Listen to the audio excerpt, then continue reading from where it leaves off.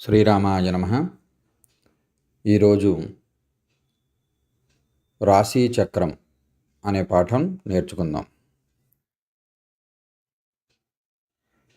ఇందులో భాగంగా రాసులు, నక్షత్ర విభజన, రాసుల పేర్లు, నక్షత్రాల పేర్లు తెలుసుకుందాం. ఈ పాఠంలో మీకు నోటికి రావాల్సింది రాసుల యొక్క పేర్లు, నక్షత్రాల యొక్క పేర్లు నోటికి రావాలి. నోటికి వచ్చే విధంగా మీరు ఒక నోట్స్లో రాసుకుని వాటిని బట్టి పట్టాలి. జ్యోతిషంలోకి ప్రవేశించే ముందర కొన్ని విషయాలు అర్థమవ్వాలంటే ముందర నోటికి రావాలి. అందుకని ముందర బట్టి పట్టేసేయండి. రాసుల పేర్లు, నక్షత్రాల పేర్లు, రాసుల అధిపతులు, నక్షత్రాల అధిపతులు, భావాల పేర్లు ఇవి నోటికి వస్తేనే తర్వాత పాఠాల్లో నేను చెప్పేవి అర్థమవుతాయి. ఇవి నోటికి రావాలి. అలాగే ఏ రాశి ఎక్కడుంటుంది అనేది మీకు కళ్ళు మూసుకుంటే రాశి చక్రాన్ని ఊహిస్తే మీకు సుస్పష్టంగా మీనరాశి అనగానే మీరు ఊహించే రాశి చక్రంలో మీనరాశి ఎక్కడుందో మీకు తెలిసిపోవాలి. ఈ విధంగా అర్థం అవ్వాలి అంటే మీరు ఈ పాఠంలో మొట్టమొదట చేయాల్సింది ఏంటంటే రాశుల పేర్లు, నక్షత్రాల పేర్లు బట్టి పట్టడం. అది చేయండి.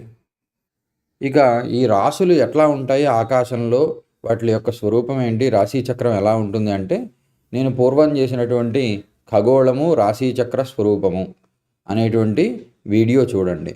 నేను చేసేటువంటి వీడియోల్లో కొన్ని ఏమో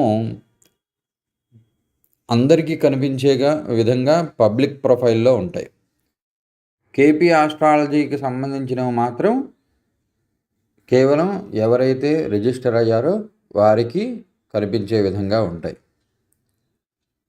మీరు యూట్యూబ్లోకి వెళ్ళి ప్రాథమిక జ్యోతిషం ఖగోళము రాశిచక్ర స్వరూపం, ఖగోళము రాశిచక్ర స్వరూపం అనే పేరు తెలుగులో టైప్ చేసి వెతికినా కనిపిస్తుంది. లేకపోతే ఆర్ విజయ్ శర్మ ఆస్ట్రాలజర్ అని యూట్యూబ్లో వెతికి మన భాస్కర జ్యోతిష్య కేంద్రం యొక్క గుర్తు ఏదైతే ఉందో ఆ లోగో ఉన్నటువంటి ప్రొఫైల్కి వెళ్ళి అందులో వీడియోలు అందరికీ కనిపించేవి కూడా చాలా ఉంటాయి. అవి కూడా చూసే ప్రయత్నం చేయండి. మిగతా వీడియోలు కూడా ఏం పెట్టాను అనేటువంటిది. అలాగే నా ఛానల్కి సబ్స్క్రైబ్ అయ్యి కొత్త వీడియోలు ఏమైనా వస్తే అవి కూడా చూస్తూ ఉండండి.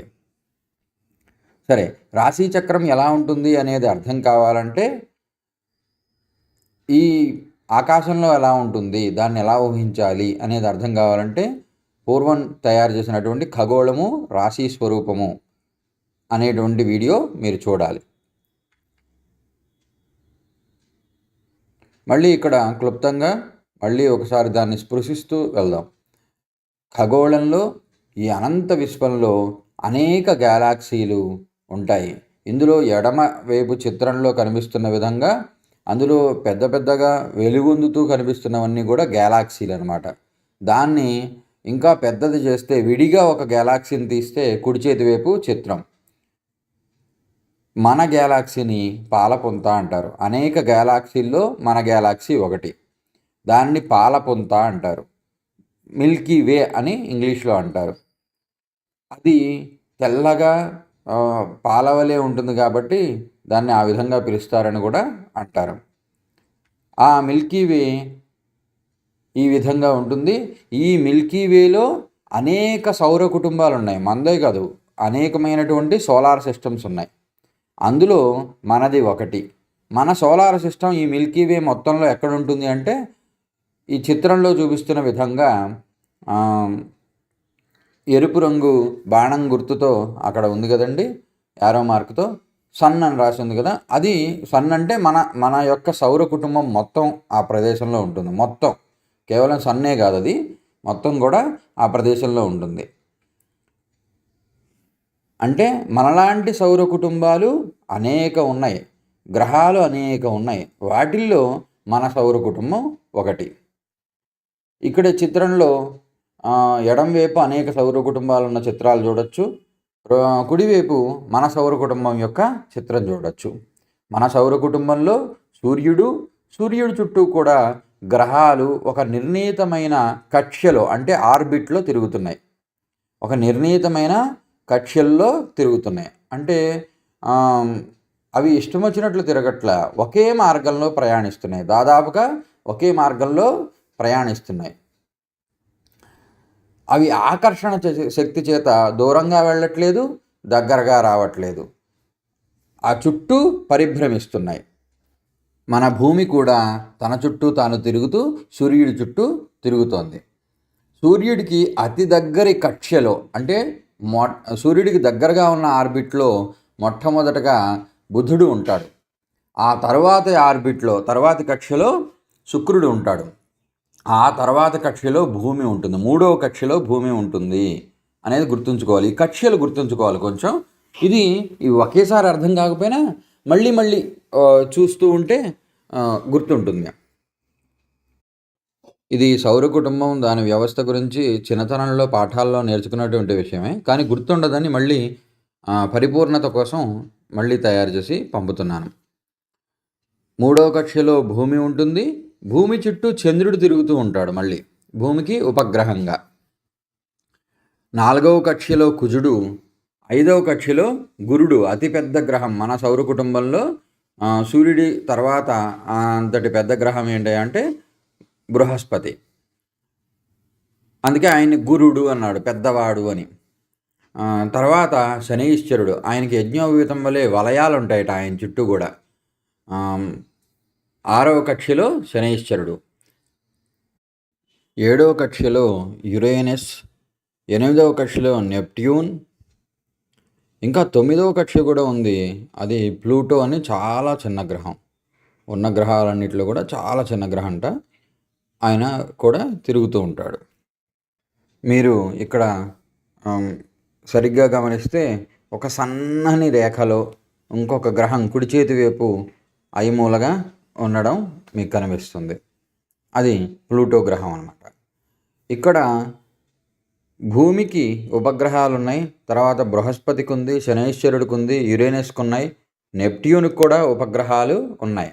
అంటే మన భూమి సూర్యుడి చుట్టూ తిరుగుతున్నట్టుగానే ఆయా గ్రహాల చుట్టూ వాటి యొక్క ఉపగ్రహాలు కూడా తిరుగుతూ ఉంటాయి.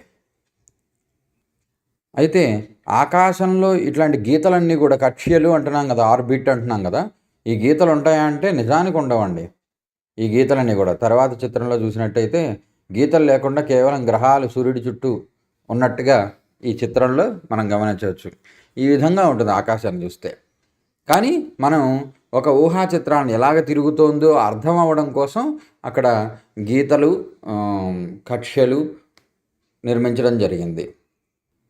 తర్వాతి చిత్రాన్ని మీరు గమనించినట్లయితే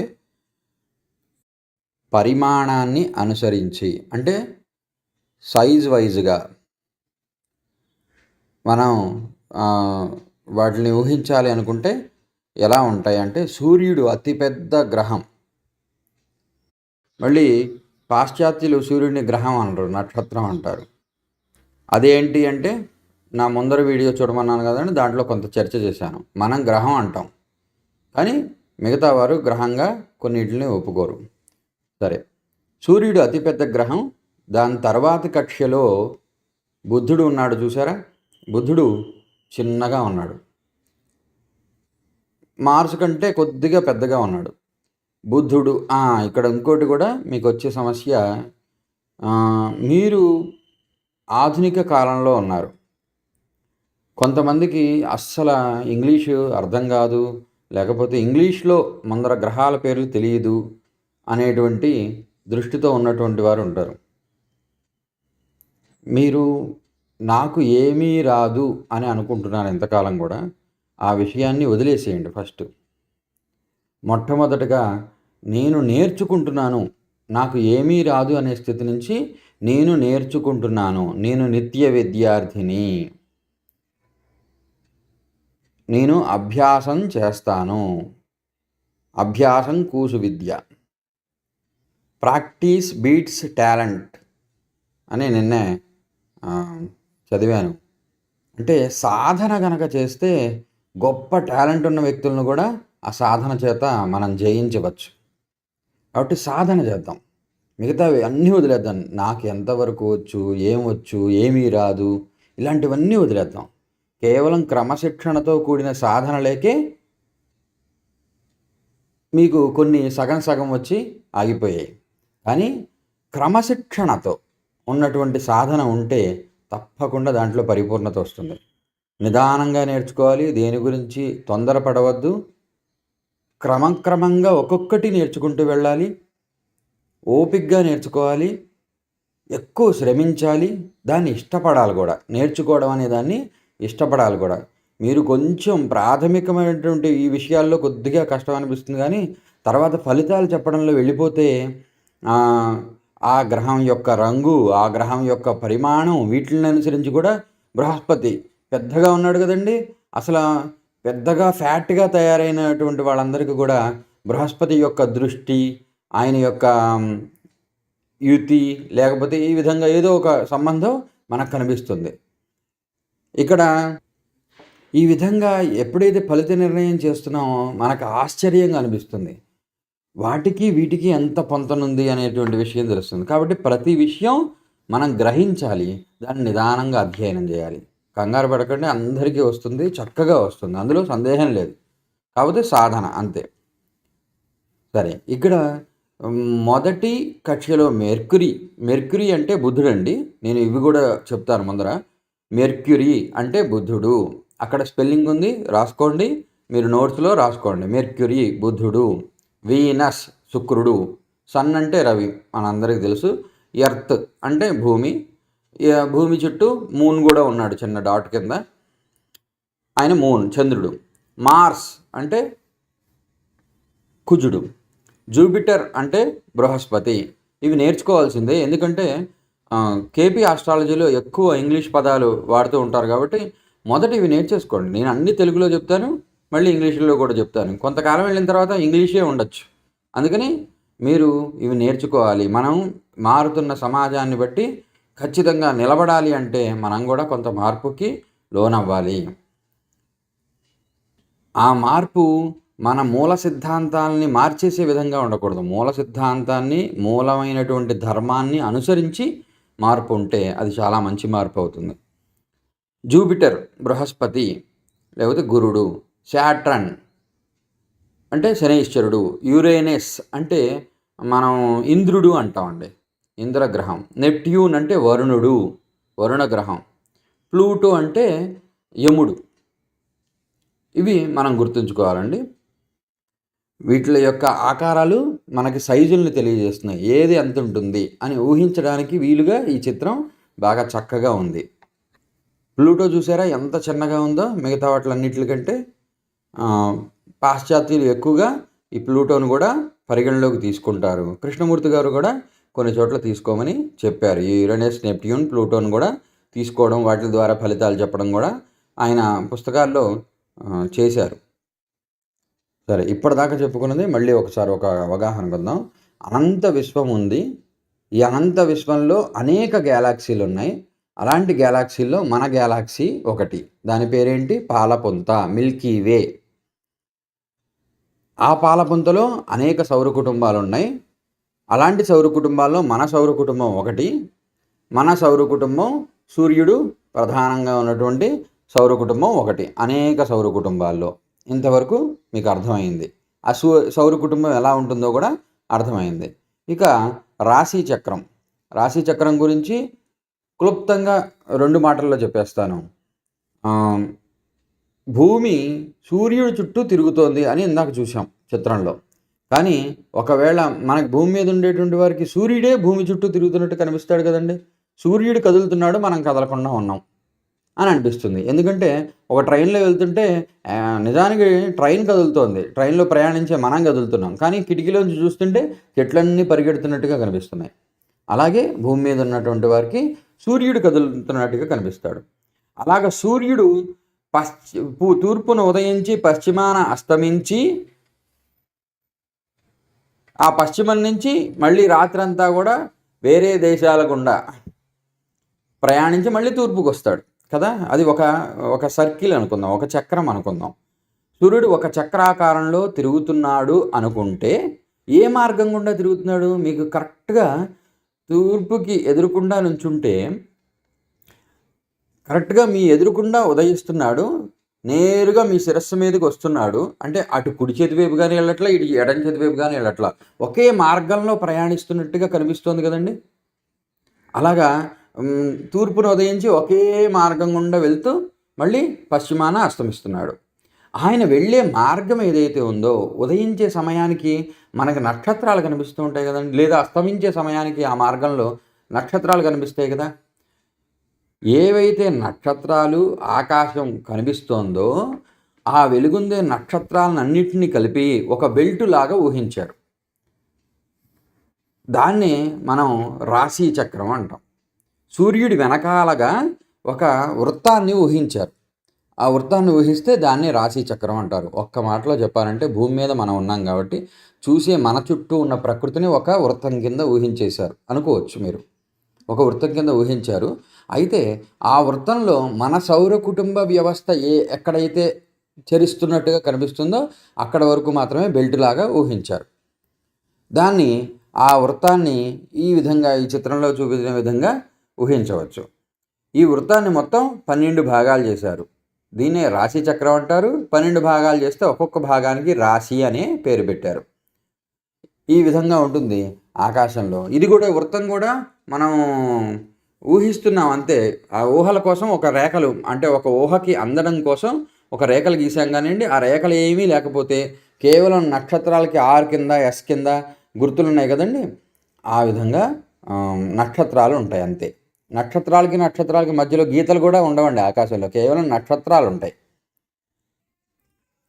ఇక్కడ 2 చిత్రాల్లో ఒకటి ఆకాశంలో నిజంగా ఉండేటువంటి స్థితి, రెండోది మనం చేత్తో గీసుకునేటువంటి రాశి చక్రం. చేత్తో గీసుకునేటువంటి రాశి చక్రం ఎక్కువ పాశ్చాత్యులు ఈ వృత్తాకారంలో ఉన్నటువంటి రాశి చక్రాన్ని ఉపయోగిస్తూ ఉంటారు. ఈ చిత్రంలో చూసినట్టయితే పై వరుసలో ఆ రాశి యొక్క పేర్లు క్యాప్రికాన్, సాజిటేరియస్, స్కార్పియో, లిబ్రో ఇట్లాగా పేర్లు ఉన్నాయి.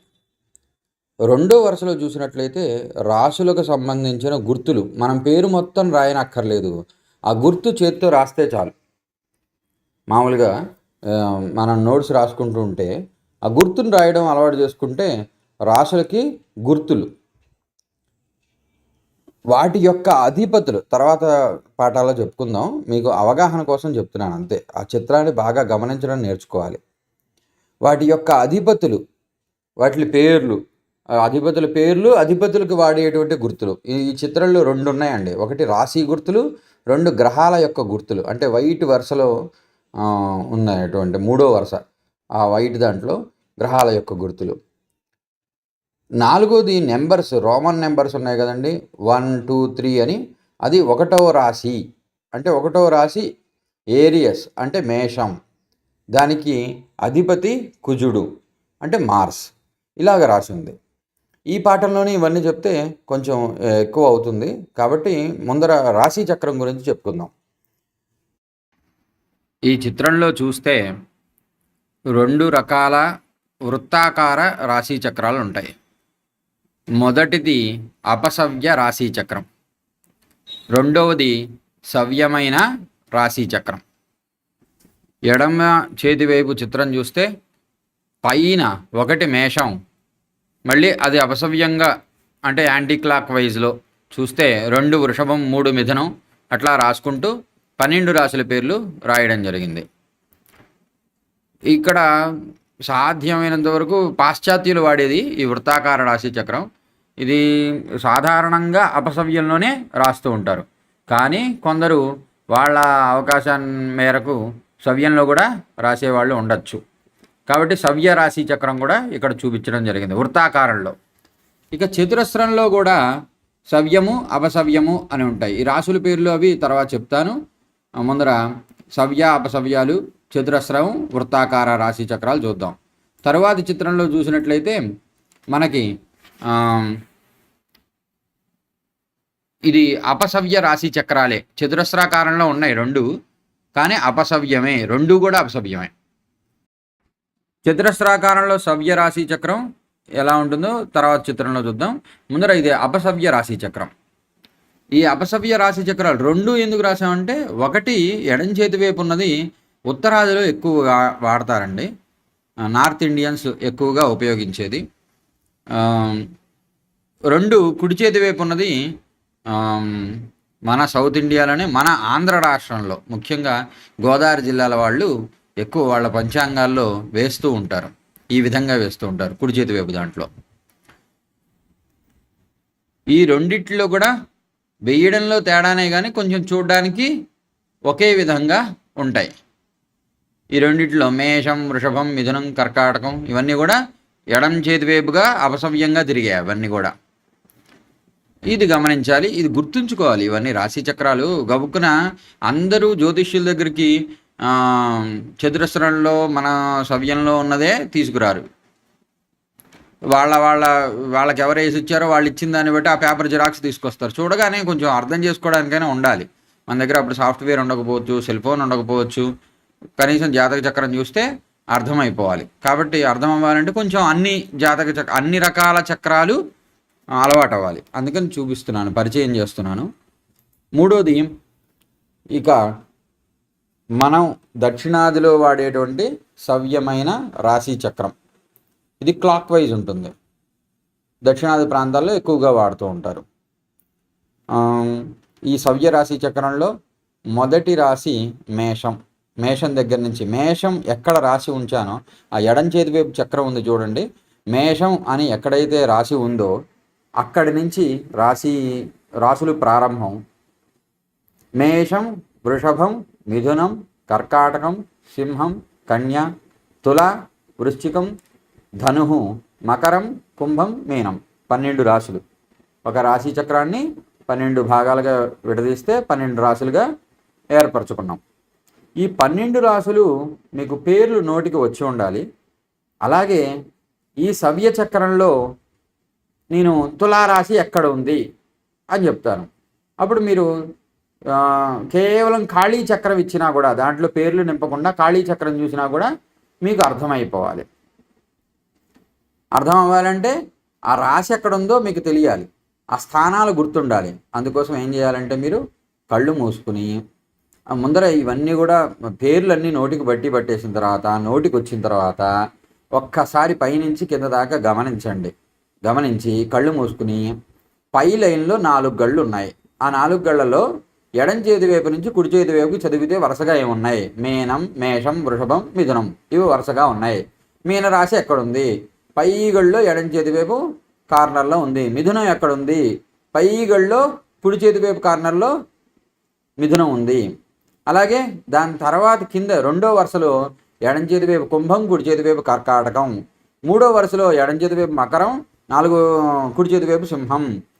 4వ వరుసలో ఎడం చేతి వైపు ధనస్సు, వరుసగా ఎడం నుంచి కుడికి ధనస్సు, వృశ్చికం, తుల, కన్య. ఈ రాశులు ఉన్నాయి అని ఈ డబ్బాలు కేవలం ఖాళీ గోడను చూసి మీకు వచ్చేయాలి. కళ్ళు మూసుకుంటే మీకు ఆ డబ్బాలు ఏ గడిలో ఏ రాశి ఉంది అనేది మీకు అర్థమైపోవాలి. అంత బాగా వచ్చేసేయాలన్నమాట హృదయానికి. ఇప్పుడు చూడండి, ఎందుకు రావాలి అంటే, కుడి చేతి వైపు చూడండి, ఒక చక్రం వేశాను. అందులో నేను రాసుల పేర్లు ఎక్కడైనా రాశానా? రాయలేదు, గ్రహాల పేర్లు రాశాను. అంటే మొదటగా కుజుడు అని రాశాను. ఆ కుజుడు ఉన్నది ఇందాక ఏ రాశి అనుకున్నామండి? ఎడం చేతి వైపు చూడండి, ఆ చక్రంలో మేషం అని రాసింది. కాబట్టి కుజుడు మేషరాశిలో ఉన్నాడు అని అర్థం. మొన్న అన్ని గ్రహాలు కూడా వాళ్ళ స్వక్షేత్రాల్లో ఉన్నాయి అనుకున్నారు కదండి, ఆ రోజు ఉన్నటువంటి గ్రహస్థితి అన్నమాట. కుజుడు అనగానే కుజుడు మేషంలో ఉన్నాడు. రాహువు తర్వాత సవ్యంగా కదండి మనం చూసే చక్రం, అందుకని సవ్యంగా వస్తున్నాను. కుజుడు తర్వాత ఎవరున్నారు? రాహు ఉన్నాడు. రాహు ఏ రాశిలో ఉన్నాడు? చూడగానే ఏ రాశి, పై వరుసలో కుడి చేతి వైపు కార్నర్లో ఏ రాశి ఉంటుందంటే మిథున రాశి ఉంటుంది. ఏ రాశి అనేది మీకు ఈ పక్క చిత్రంలో చూస్తే అర్థమైపోతుంది. చంద్రుడు ఎక్కడున్నాడు, శుక్రుడు ఏ రాశిలో ఉన్నాడు, రవి ఏ రాశిలో ఉన్నాడు మనకి తెలిసిపోవాలి. అక్కడ రాశుల పేర్లు రాసి ఉండవు, కేవలం గ్రహాల పేర్లు రాస్తారు. రాశులు మాత్రం స్టాండర్డ్గా అలాగే ఉంటాయి. కాబట్టి ఆ రాశులు ఆ గడికి అదే రాశి అని గుర్తు కాబట్టి మనం నేర్చుకుంటే సరిపోతుంది. కానీ ఇది ఒక్క సూత్రం మాత్రం గుర్తుంచుకోండి, ఆ గడికి అదే రాశి అనేది కేవలం సవ్య చక్రంలో మన చతురస్రాకారం దాంట్లో మాత్రమే. అదే ఉత్తరాదికి వెళ్తే రాసులు స్థిరంగా ఉండవు, భావాలు స్థిరంగా ఉంటాయి. ఆ గడికి అదే భావం అని ఉంటుంది. ఉత్తరాది చిత్రంలో మేషం ఎక్కడ వేసానో అక్కడ ఒకటో భావం అని ఉంటుంది. భావచక్రానికి వెళ్ళినప్పుడు మనం చూద్దామండి. ఉత్తరాది వాళ్ళకి భావాలు స్థిరంగా ఉంటాయి. మనం రాసుకునే దక్షిణాది సవ్య రాశి చక్రంలో రాసులు ఆ గళ్ళల్లో స్థిరంగా ఉంటాయి. ఆ గడిలో ఏదైనా గ్రహం వేశారంటే అది ఆ రాశిలో ఉన్నది అని గుర్తు అనమాట. ఇది మాత్రం గుర్తుంచుకుంటే చాలు. దక్షిణాది వారికి రాసులు మాత్రం స్థిరంగా ఉంటాయి ఆ చక్రంలో అనేది మనం గుర్తుంచుకుంటే సరిపోతుంది.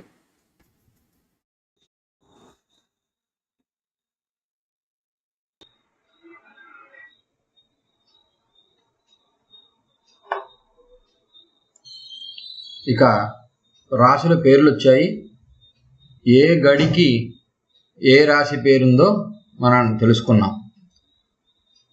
ఆ గడిలో రాశి పేరు రాయకపోయినప్పటికీ ఒక గ్రహం ఉంటే అది మేషరాశిలో కుజుడు ఉన్నాడు. కుజుడు మొదటి గడిలో ఉన్నాడు కాబట్టి, ఎందుకంటే ఒకటవ గడి అక్కడి నుంచి ప్రారంభం అనుకున్నాం కాబట్టి ఆ ఒకటవ గడిలో కుజుడిని వేస్తే అది మేషరాశి కాబట్టి కుజుడు మేషంలో ఉన్నాడు అని అనుకుంటాం. అలాగే ఇక్కడ రవి దగ్గర 26 డిగ్రీల 45 నిమిషాలు అని గుర్తు వేయడం జరిగింది. అది పైన 0 ఉంటే డిగ్రీ గుర్తు, పైన ఒక గీత ఉంటే అది నిమిషం గుర్తు, నిమిషాలు అని సెకండ్స్ అంటారు ఇంగ్లీష్లో. తర్వాత 2 గీతలు ఉంటే కనుక పైన చిన్నగా అది సెకండ్ల గుర్తు, minutes seconds, degrees minutes seconds వాటి యొక్క గుర్తులు అనమాట. 0 ఉంటే డిగ్రీ, ఒక గీత ఉంటే మినిట్, 2 గీతలు ఉంటే సెకండ్స్. ఇది గుర్తుంచుకోవాలి. ఇక నక్షత్రాలు విభజన అంటే ఒక రాశి చక్రాన్ని 12 భాగాలు చేస్తేనేమో 12 రాశులు అన్నారండి. ఒకవేళ ఒక రాశి చక్రాన్ని 27 భాగాలుగా ఊహించుకుంటే 27 నక్షత్రాలు. ఆ నక్షత్రాల పేర్లు కూడా ఉన్నాయి. ఒక రాశి చక్రాన్ని 108 భాగాలు చేస్తే కనుక ఒక్కొక్క నక్షత్రాన్ని 4 పాదాలు చేస్తే 108 పాదాలు కదండి. 108 భాగాలు చేస్తే 108 నక్షత్ర పాదాలు అవుతున్నాయి. ఒక రాశి చక్రాన్ని 12 భాగాలు చేస్తే 12 రాశులు, 27 భాగాలు చేస్తే 27 నక్షత్రాలు, 108 భాగాలు చేస్తే 108 నక్షత్ర పాదాలు అవుతున్నాయి. ఏ రాశిలో ఏ నక్షత్ర పాదం వరకు ఉందో మనం తెలుసుకోవాలి. ఏమంటే మీరు కృతిక 1వ పాదంలో పుట్టారా, అయితే మీది మేషరాశి అని చెప్తూ ఉంటారు కదండి. అది ఎట్లాగా అంటే ఇక్కడ ఈ విభజన మనకు తెలిస్తే తెలుస్తుంది. ఇందులో 27 నక్షత్రాల పేర్లు అంతర్లీనంగా వచ్చేసాయి. కానీ పాదాలకి అనువుగా ఈ చక్రం ఇక్కడ సూచించడం జరిగింది.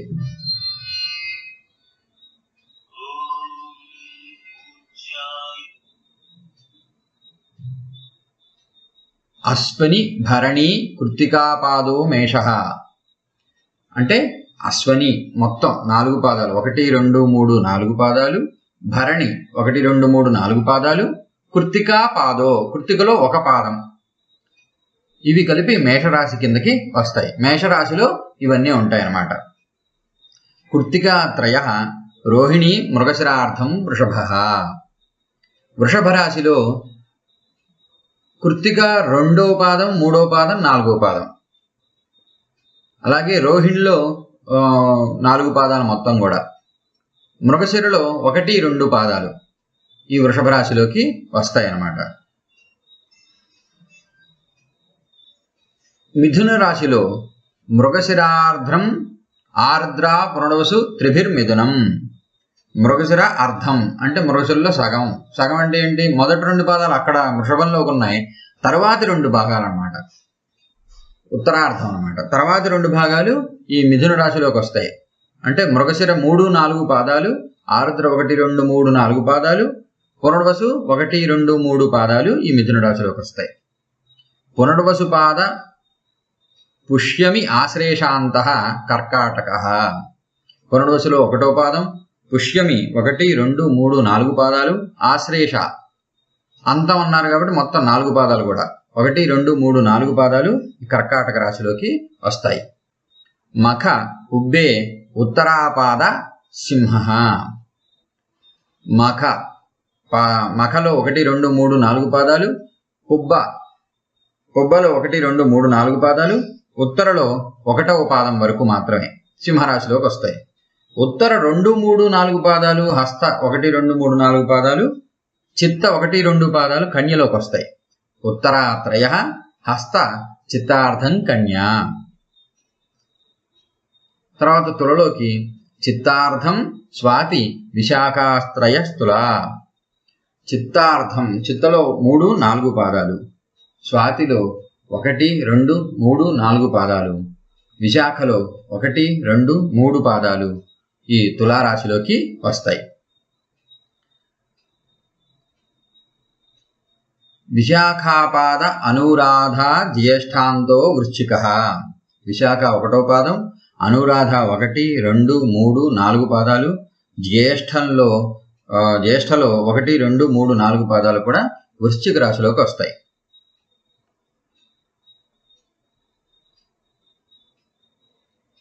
మూల పూర్వాషాఢే ఉత్తరాషాఢ పాదో ధను. మూలలో 1, 2, 3, 4 పాదాలు, పూర్వాషాఢలో 1, 2, 3, 4 పాదాలు, ఉత్తరాషాఢలో 1వ పాదం ఈ ధనస్సు రాశిలోకి వస్తుంది. ఉత్తరాషాఢ శ్రవణ ధనిష్టార్థం మకర. ఉత్తరాషాఢలో 2, 3, 4 పాదాలు, శ్రవణం 1, 2, 3, 4 పాదాలు, ధనిష్ట 1, 2 పాదాలు మకర రాశిలోకి వస్తాయి. ధనిష్టార్థం శతభిష పూర్వాభాద్రాత్రయ కుంభం. ధనిష్టార్థం ధనిష్టలో 3, 4 పాదాలు, శతభిష 1, 2, 3, 4 పాదాలు, పూర్వాభాద్ర 1, 2, 3 పాదాలు కుంభరాశిలోకి వస్తాయి. పూర్వాభాద్రాపాద ఉత్తరాభాద్ర రేవత్యంతం మీనం. పూర్వాభాద్రలో చివరిదైన 4వ పాదం, అలాగే ఉత్తరాభాద్ర 1, 2, 3, 4 పాదాలు, రేవతి 1, 2, 3, 4 పాదాలు ఈ మీనరాశిలోకి వస్తాయి.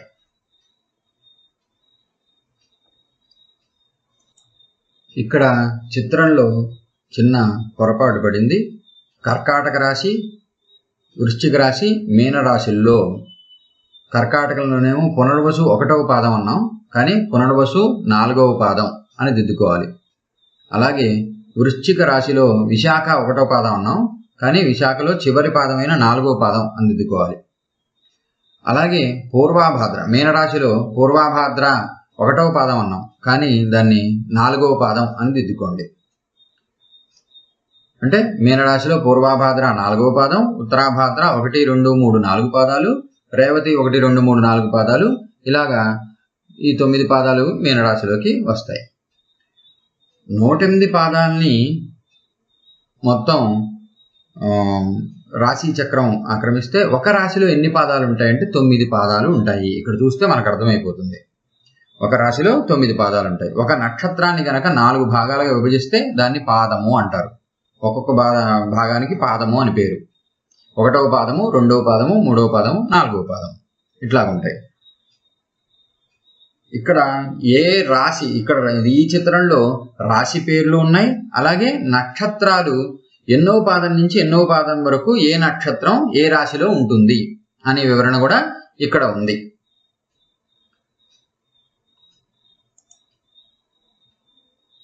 మనం చెప్పుకున్నట్లుగా ఈ జ్యోతిష శాస్త్రం 12 రాశులు, 12 భావాలు, 9 గ్రహాలు, 27 నక్షత్రాలు, వీటి ఆధారంగా మన భారతీయ జ్యోతిషంలో జాతక ఫలితాలు చెప్పడం అనేది ఉంటుంది. వీటి గురించి మనకు కొంత అవగాహన వస్తే గానీ ముందరకు వెళ్ళాం. రాశులు, భావాలు, గ్రహాలు, నక్షత్రాలు. సరే, వృత్తాన్ని కొలిచే లెక్కలు డిగ్రీల్లో చెప్తారు. ప్రాచీన భారతీయ గ్రంథాల్లో కూడా ఈ డిగ్రీలు సూచించబడ్డాయి. వాటిలో భారతీయ గ్రంథాల్లో ఏమని చెప్పారంటే డిగ్రీలనే భాగలు అని చెప్తారు. అంటే భాగలన్నా నేటి కాలంలో డిగ్రీలన్నా ఒకటే. ఇక్కడ చూడండి, నేను ఒక నెంబర్ రాశాను చూడండి, 21 డిగ్రీల 25 నిమిషాల 48 సెకండ్లు. అక్కడ డిగ్రీ అంటే 0 వస్తే డిగ్రీ అని చెప్పాను కదండి, పైన 0 వస్తే, పైన చిన్న గీత వస్తే అది నిమిషం, మినిట్, పైన 2 గీతలు వస్తే అది సెకండ్. పూర్వకాలంలో జ్యోతిష్యులు అయితే దాన్ని ఎట్లా పలికేవారంటే 21 భాగల 25 లిప్తల 48 విలిప్తలు అని పలికేవాళ్ళు. నేటి కాలంలో అయితే వాళ్ళు దాన్నే ఏమంటున్నారంటే 21 డిగ్రీల 25 నిమిషాల 48 సెకండ్లు అంటున్నారు. ఎలా అన్నా మీరు ఎట్లా పిలిచినా ఒకటే. భాగలు అంటే డిగ్రీలు, లిప్తలు అంటే నిమిషాలు, విలిప్తలు అంటే సెకండ్లు అనేది మనం గుర్తుంచుకుంటే సరిపోతుంది. ఇది బాగా రావాలండి, ఇది కూడా తెలియాలి. కొంచెం 1కి 10 సార్లు చదవండి రాసుకుని. అలాగే ఈ భాగల యొక్క లెక్కలు లేకపోతే డిగ్రీల యొక్క లెక్కలు షష్ట్యంశంలో ఉంటాయి. అంటే 1:60. విలిప్తల కంటే లిప్తలు 60 రెట్లు అధికంగా ఉంటాయి. అంటే సెకండ్స్ కంటే నిమిషాలు అనేవి 60 రెట్లు ఎక్కువ. 60 సెకండ్లు కలిపితే 1 నిమిషం కదా, అట్లాగా. అలాగే లిప్తల కంటే భాగలు 60 రెట్లు ఎక్కువ అధికం. దాన్నే సెకండ్ల విషయంలో చెప్తే ఇంగ్లీష్ వాళ్ళ లెక్కలు కూడా సెకండ్ల కంటే నిమిషాలు 60 రెట్లు అధికం, నిమిషాల కంటే డిగ్రీలు 60 రెట్లు అధికం అన్నమాట. ఇక్కడ చూడండి, రివర్స్లో వస్తున్నాము. 60 విలిప్తలు = 1 లిప్త, 60 లిప్తలు = 1 భాగ లేకపోతే డిగ్రీ. దాన్ని ఇక్కడ ఏమంటారు, 60 సెకండ్లు = 1 నిమిషం, 60 నిమిషాలు = 1 డిగ్రీ. ఇది మీరు నిదానంగా ఒక్కసారి మళ్ళీ రాసుకుని చదివితే బాగా అర్థమవుతుంది. ఈ మామూలుగా గంటలు, నిమిషాలు, సెకండ్లు అనేది మనం టైంని, కాలాన్ని కొలవడానికి కాలమానంగా ఉపయోగిస్తూ ఉంటాం. కాలాన్ని కొలవడానికి, కాలాన్ని చెప్పాలంటే ఇప్పుడు ఎంత అయిందంటే 9 గంటల 10 నిమిషాల 25 సెకండ్లు అయింది అంటాం. అదే ఇప్పుడు వృత్తాన్ని కొలవాలంటే వృత్తమానము అనుకోవచ్చు. మనం వృత్తాన్ని కొలవడానికి ఈ వృత్తమానాన్ని ఉపయోగిస్తాం. వృత్తమానంలో ఎట్లా పిలుస్తారంటే డిగ్రీలు, నిమిషాలు, సెకండ్లతో పిలుస్తారు. ఇందులో రెండిట్లో ఉండేవి ఏంటంటే నిమిషాలు, సెకండ్లు అనేవి రెండిట్లో ప్రయోగిస్తారు. కానీ పక్కన డిగ్రీ వస్తేనేమో అది వృత్తాన్ని కొలవడానికి ఉపయోగించే లెక్క. పక్కన గంట అనేది వస్తేనేమో అది టైంని కొలవడానికి ఉపయోగించే లెక్క. ఇది గుర్తుంచుకోవాలి, కొంచెం కన్ఫ్యూజ్ అవ్వకూడదు. రాశి చక్రం వృత్తాకారంలో ఉంటుంది కాబట్టి ఒక వృత్తం యొక్క పరిధిని 360 డిగ్రీలు అని చెప్పారు. దాన్ని 12 రాశులుగా విభజిస్తే గనక ఒక్కొక్క రాశికి ఎన్ని డిగ్రీలు వస్తుంది, 30 డిగ్రీలు ఉంటుంది. అదే 27 నక్షత్రాలుగా చేస్తే ఎంత ఉంటుందంటే 13 డిగ్రీల 20 నిమిషాల పరిమితి ఉంటుంది ఒక్కొక్క నక్షత్రానికి. అది ఇక్కడ కొంచెం అర్థం అవడానికి రాసుల లెక్క వరకు ఇందులో చూపించాను. మేషం చూడండి, 0 డిగ్రీ నుంచి 30 డిగ్రీల వరకు వ్యాపించి ఉంది. మొత్తం 360 డిగ్రీలు అనుకుంటే రాశి చక్రం మొత్తం 1 డిగ్రీకి ఎంత అంటే 1 డిగ్రీకి 30 డిగ్రీలు. సారీ, ఒక రాశికి ఎంత అంటే 1 రాశికి 30 డిగ్రీలు. 0 నుంచి 30 డిగ్రీల వరకు మేషరాశి ఉంటే 30వ డిగ్రీ నుంచి 60 డిగ్రీల వరకు వృషభం ఉంది. 60 నుంచి 90 డిగ్రీల వరకు మిథునం వ్యాపించి ఉంటుంది. 90 నుంచి 120 వరకు కర్కాటకం వ్యాపించి ఉంటుంది. 120 నుంచి 150 డిగ్రీల వరకు సింహం వ్యాపించి ఉంటుంది. 150 నుంచి 180 డిగ్రీల వరకు కన్యారాశి వ్యాపించి ఉంటుంది. 180 నుంచి 210 డిగ్రీల వరకు తులారాశి. 210 నుంచి 240 వరకు వృశ్చిక రాశి. 240 డిగ్రీల నుంచి 270 డిగ్రీల వరకు ధనస్సు రాశి.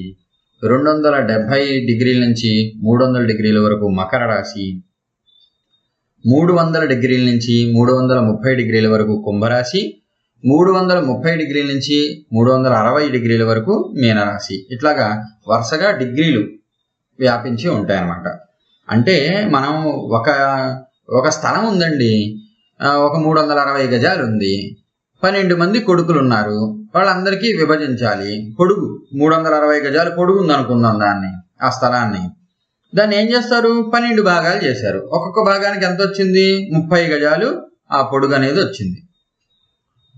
అంటే 0 డిగ్రీ నుంచి 30 అంటే మొదటి గజం దగ్గర నుంచి 30వ గజం వరకు మొదటి కొడుకుది, అతని పేరు మేషం. 30వ గజం నుంచి 60వ గజం వరకు రెండవ కొడుకుది, అతని పేరు వృషభం అని విభజించారు. ఇవన్నీ విభజనలన్నీ కూడా ఊహారేఖలు మాత్రమే, నిజంగా ఆకాశంలో ఉండవు. కానీ నక్షత్రాలు గుర్తులుగా ఉంటాయి. కొన్ని నక్షత్రాల గుంపును కలిపి మేషరాశి అంటారు. ఆ మేషానికే కొంచెం పొట్టేలు యొక్క కొమ్ముల్లాగా గుర్తును వేస్తున్నారుగా, అలాగే ఆకాశంలో కూడా కనిపిస్తుంది అని. కాబట్టి ఇవన్నీ కూడా గుర్తులు మాత్రమే. ఆ డిగ్రీల మీదుగా అంటే ఆ డిగ్రీల దగ్గర గ్రహం సంచరిస్తుంటే కుజుడు మేషరాశిలో 20వ డిగ్రీలో ఉన్నాడు అంటే, కుజుడు మేషరాశిలో 20 డిగ్రీ అంటే ఎలా రాస్తారంటే మేషరాశి అని రాయరు. మేషం అనేది ఎక్కడైతే ఉందో అక్కడ కుజుడు వేసి 20 డిగ్రీలు అని రాసేస్తాడు. అంటే అప్పుడు దాన్ని మనం కుజుడు మేషరాశిలో 20వ డిగ్రీలో ఉన్నాడు అని చదువుకోవాలి. అది తెలియాలంటే ముందర బట్టి పట్టేయాలండి. ఇది ఒకవేళ అర్థం కాకపోయినా పర్వాలేదు. ఈ డిగ్రీల విభజన బట్టి పట్టేసేయండి. మేషరాశి ఎన్నో డిగ్రీ నుంచి ఎన్నో డిగ్రీ వరకు వ్యాపించి ఉంటుంది అనేది కూడా బట్టి పట్టాలి. ఇక్కడ మళ్ళీ ఇంకొంచెం వివరం చెప్పే ప్రయత్నం చేశాను. ఒక రాశి చక్రంలో 12 రాశులు ఉంటే దాన్నే రాశులుగా కాకుండా నక్షత్రాలుగా చూస్తే 27 నక్షత్రాలు ఉంటాయి. 12 భాగాలు చేస్తేనేమో 12 రాశులు అవుతుంది. అదే 27 భాగాలు చేస్తే 27 నక్షత్రాలు అవుతుంది. అలాగే ఈ 12 రాశులు మొత్తం కలిపి 360 డిగ్రీలు అని అనుకున్నాం కదండి, రాశి చక్రం మొత్తం కలిపి. అయితే ఒక రాశి ఈజ్ ఈక్వల్ టు 30 డిగ్రీలు, ఒక నక్షత్రం ఈజ్ ఈక్వల్ టు 13 డిగ్రీల 21 సెకండ్లు. అంటే 12 మంది కొడుకులైతే 30 గజాల చొప్పున పంచిపెడుతున్నారు. అదే 27 మంది కొడుకుల కింద భావం చేసామనుకోండి, కొడుకులు కాదు సంతానం ఎవరైనా సరే, 27 భాగాలుగా చేసామనుకోండి ఆ గజాలనే, ఆ స్థలాన్ని, అప్పుడు ఒక్కొక్కరికి 13 గజాల 20 అడుగుల ఎంతో వస్తుంది. దాన్ని ఇక్కడ మనం డిగ్రీల్లో నక్షత్రాల కింద భావం చేస్తే 13 డిగ్రీల 20 నిమిషాలు. ఒకవేళ 108 భాగాలు చేయాలనుకోండి దాన్నే, అంటే 108 నక్షత్ర పాదాలు అనుకున్నాం కదండి, ఒక పాదానికి ఎంత ఉంటుంది అంటే 3 డిగ్రీల 20 సెకండ్లు, 3 డిగ్రీల 20 నిమిషాలు. ఇది కొంచెం ముఖ్యమైన విషయమే. ఇది ఖచ్చితంగా నోటికి వచ్చి ఉండాలి. ఇంకా మరి పాఠం లోతుకి వెళ్లే కొద్దీ మరింత తెలుసుకుందాం. ప్రస్తుతానికి ఈ విషయం వరకు అవగాహనకు వస్తే సరిపోతుంది. తరువాతి చిత్రంలో మీకు కొంచెం అర్థం అవడం కోసం ఏం చేశానంటే, మేషరాశి దానికి మనం చిత్రంగా ఒక బొమ్మగా చూపించాలంటే పైన పొట్టేలు బొమ్మ వేశాడు చూడండి. అదే ఇంగ్లీష్ పేరు అయితే ఏరీస్ అని రాశాడు, తెలుగులో అయితే మేషం. దాన్నే ఒక అక్షరం కింద రాయాలంటే మేషరాశిని ఒకే ఒక్క అక్షరంలో చెప్పాలంటే ఇదిగో కింద పొట్టేలు కొమ్ముల గుర్తులాగా ఒక ఆర్ లాగా రాశారు కదండి, ఆ గుర్తుతో రాస్తారు. చేతితో రాసుకుంటే గనక బొమ్మ వేస్తే పై బొమ్మ వేస్తారు, చేతితో రాస్తే గనక కింద ఆర్ లాగా ఉన్న గుర్తు వేస్తారు అనమాట. దాన్ని ద రామ్ అని కొంతమంది పిలుస్తారు, కానీ మనం కేవలం ఏరీస్ అని కానీ మేషం అని కానీ పిలుస్తాం. రాసేటప్పుడు మేషం అని రాయాలంటే చాలా సమయం పడుతుంది కాబట్టి దాన్ని క్లుప్తంగా అర్థం అవడం, ఒక డాక్టర్ రాసింది డాక్టర్కి మాత్రమే అర్థం అవుతుంది, కోడ్ భాష అనమాట. అలాగా రాశి చక్రాన్ని రాసే వాళ్ళకి కోడ్ భాషలో రాయాలంటే కనుక ఈ ఆర్ అనేది రాస్తాం. ఇది కూడా గుర్తులు గుర్తుంచుకోవాలి. ఇంగ్లీష్ పేర్లు రావాలి, తెలుగు పేర్లు రావాలి, గుర్తులు రాశికి సూచించబడిన గుర్తులు. వృషభానికైతే 0 లాగా వేసి దానిపైన 2 ఎద్దు కొమ్ముల్లాగా ఇట్లా ఉన్నాయి. మిథునానికైతే పై గుర్తు అనుకుంటా దాన్ని ఏదో అంటారు, అడ్డగీతలు 2 ఉండి దాని మధ్యలో నిలువు గీతలు 2 ఉన్నాయి అట్లాగా. క్యాన్సర్కి అయితే చూడండి పైన కింద ఒక రకమైన గుర్తులు ఉన్నాయి. వీటిని గుర్తు పెట్టుకోవాలి మనం. అది చేత్తో రాయడం బాగా ప్రాక్టీస్ చేయాలి. మేషం అని రాసే బదులు ఈ గుర్తులు పెడితే బాగుంటుంది. ఈ గుర్తులు కూడా మీరు నేర్చుకోవాల్సి ఉంది. మీకు అందరికీ చక్కగా అర్థమైంది అనుకుంటున్నాను. ఇంకా ఏమైనా సందేహం ఉంటే ఒకసారి నాకు చెప్పండి. ఈ పాఠంలో మనం ఎంతవరకు అంటే రాసుల పేర్లు నేర్చుకోండి, ఇంగ్లీష్లోను తెలుగులోను. అలాగే ఇందాక గ్రహాల పేర్లు కూడా చెప్పాను, ఆ గ్రహాల పేర్లు కూడా ఇంగ్లీష్లోను తెలుగులోను నేర్చుకోండి. అలాగే గ్రహాల యొక్క కక్ష్యలు గుర్తుపెట్టుకోండి. ఏ కక్ష్యలు అంటే ఏ ఆర్బిట్లో, కక్ష్య అంటే ఆర్బిట్, ఇది కూడా రాసుకోండి. ఏ ఆర్బిట్లో ఏ గ్రహం తిరుగుతోంది, సంచరిస్తోంది. సూర్యుడి నుంచి ఎన్నో రాశిలో ఉంది. ఇది గమనిస్తే మనకు అర్థమవుతుంది. అలాగే ఈ పాఠంలో ఇంకా గుర్తుంచుకోవాల్సింది నక్షత్రాలు పాదాల విభజన. నక్షత్రాల పేర్లు వరుసగా 27 నక్షత్రాల పేర్లు అందరికీ తెలుసుంటాయి కాబట్టి అందులో ఇవ్వలేదు. నేను కావాలంటే మీకు విడిగా ఇస్తాను. తర్వాత పాటలైనా పెట్టే ప్రయత్నం చేస్తాను. వరుసగా నక్షత్రాల పేర్లు, రాసుల పేర్లు, నక్షత్రాల పేర్లు, ఆ నక్షత్రాల పాద విభజన. ఒక్కొక్క నక్షత్రాన్ని 4 పాదాలుగా విభజిస్తే మొత్తం నా పాదాలన్నీ కలిపితే 108 పాదాలు అవుతాయి. ఒక రాశిలో 9 పాదాలు చొప్పున 12 రాశుల్లోకి 12 × 9 108 అవుతుంది. ఆ విభజన కూడా మీకు అర్థమైపోవాలి. ఏ రాశిలో ఎన్నో పాదం ఉంటుంది. ఇది ఇంతవరకు మీకు బాగా రావాలండి. దీన్ని 3 రోజుల పాటు చక్కగా శ్రమ చేయండి. కొంచెం మీకు టైం ఇవ్వడం కోసం తర్వాత వీడియో కూడా కొంచెం స్లోగా పోస్ట్ చేస్తాను. 3 రోజుల పాటు బాగా శ్రమించి అవి రాసుకుని మళ్ళీ సాధన చేయండి. మీకు వచ్చేసేయాలి. నెక్స్ట్ వీడియో పెట్టేటప్పటికల్లా ఇవి బాగా రావాలి. మీరు బాగా సాధన చేయండి. లోకా సమస్త సుఖినో భవంతు. జై శ్రీరామ్.